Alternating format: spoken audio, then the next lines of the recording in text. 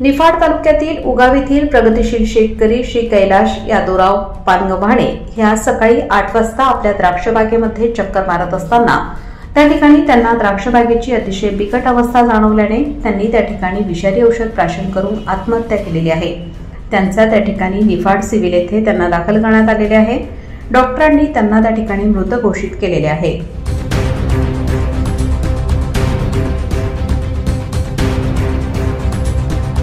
आबा, आजची काय परिस्थिती झालेली? आजची परिस्थिती अतिशय वाईट आणि भयंकर आहे।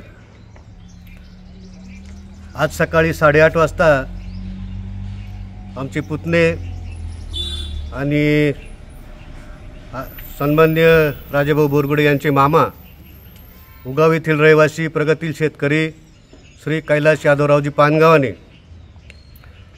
हे सकाळी आपल्या बागेमध्ये चक्कर मारून आल्यानंतर त्यांना त्या ठिकाणी असलेल्या मालाची परिस्थिती भयानक वाटली।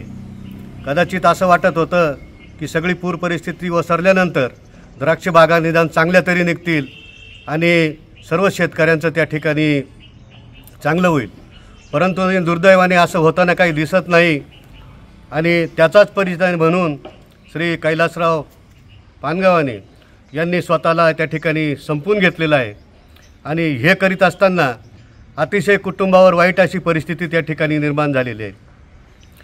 काही दिवसांपूर्वी त्यांच्याकडं बँकांचे आणि सोसायटींचे कर्ज होते, काही सावकारी कर्ज होते, परंतु येणारा सीजन द्राक्ष बागेचा चांगला जाईल आणि सर्व कर्ज फेडल्या जाईल अशी परिस्थिती असताना समोर दिसलेलं चित्र त्यांना अत्यंत वाईट दिसलं। गेले 7-8 दिवसापासून ते अतिशय त्यांची मानसिक स्थिती चांगली नव्हती। नेहमी घरामध्ये ते याबद्दल चर्चा करायचे की भविष्यात कसं होईल, परंतु शेवटी आज त्यांनी कुणालाही न विचारता सकाळी 8:30 वाजता आपल्या बागेत जाऊन आणि विष प्राशन केले आणि त्या ठिकाणी नंतर त्यांना निफाड येथील शासकीय हॉस्पिटलमध्ये आणण्यात आलं आणि डॉक्टरांनी तेथे त्यांना मृत घोषित केलेलं आहे। मला सर्व शेतकऱ्यांना अतिशय प्रामाणिकपणे आणि कळकळीची विनंती करावीशी वाटते की या ठिकाणी परिस्थिती संपूर्ण महाराष्ट्रावर आहे। त्यातली त्यात आपला निफाड तालुका हा अतिशय सदन म्हणून ओळखला जातो आणि निफाड तालुक्यातले पंचनामे सप्टेंबरमध्ये केले, पण सप्टेंबरमध्ये द्राक्ष बागेला माल नसतो, फक्त पूर परिस्थिती होती। या ठिकाणी मला खेदानं शासकीय यंत्रणेला सांगावं वाटतं की आपण याहीनंतर राहिलेल्या शेतकऱ्यांचे त्यांच्या बागेमध्ये द्राक्ष बागेमध्ये फळबागेमध्ये माल आहे की नाही याची पुन्हा एकदा पंचनामे करून निदान उर्वरित शेतकरी तरी आपला प्राण वाचवतील आणि त्यांना जगण्याचा अधिकार मिळेल। म्हणून मी माननीय या ठिकाणी तहसीलदार साहेब, प्रांत साहेब, कृषी अधिकारी यांना विनंती करतो की या घटनेचा आपण गांभीर्याने विचार करावा आणि सर्व शेतकऱ्यांना आणि शेतकरी पुत्रांना विनंती करतो की यापुढे आपण काळजी घ्यावी।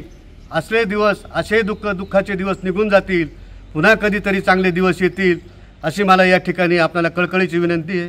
धन्यवाद। आणि या शेतकऱ्यांना तुम्ही काय आव्हान करशाल? आता एवढ्या शेवटच्या टोकाला जाणं योग्य नाही आहे, पण तुम्ही काय? अतिशय प्रामाणिकपणे शेती करणारा हा मुलगा, दोघे भावंड, इनमिन त्यांना 6 बिघे शेती आहे, पण 6 बिघे शेतीमध्ये ते 15 ते 20 लाख रुपयाचं उत्पन्न करून आपला प्रपंच अतिशय उत्कृष्टपणे चालवायचे। आणि अशा परिस्थितीमध्ये सलग 3-4 वर्षाची नापिकी पाहून शेवटी ते या परिस्थितीत त्यांची मानसिकता झाली की या जगण्यातच काही अर्थ नाही। आपण जर आपल्या कुटुंबाचं भरणपोषण करू शकत नसेल तर आपल्याला जगण्याचा अधिकार नाही असा विचार त्यांनी या ठिकाणी केला। म्हणून मी कळकळीची विनंती करतो की जरी आपला भाग सदन म्हणून निफाड तालुका कॅलिफोर्निया म्हणून समजला जातो, परंतु सर्व मी राजकीय पुढाऱ्यांना आणि शासनालाही सांगू इच्छितो की या कॅलिफोर्नियाची अवस्था आज आपण बघतायत आणि आमच्या डोळ्यासमोरून आमची मुलं, कर्तबगार मुलं जर आत्महत्या करीत असतील तर आमच्याही जगण्यात फारसा काही अर्थ उरलेला नाही असं आम्हाला वाटतं। शासनाने याची गांभीर्याने दखल घ्यावी आणि या कुटुंबाला सहाय्य करावं अशी मी विनंती करतो। धन्यवाद।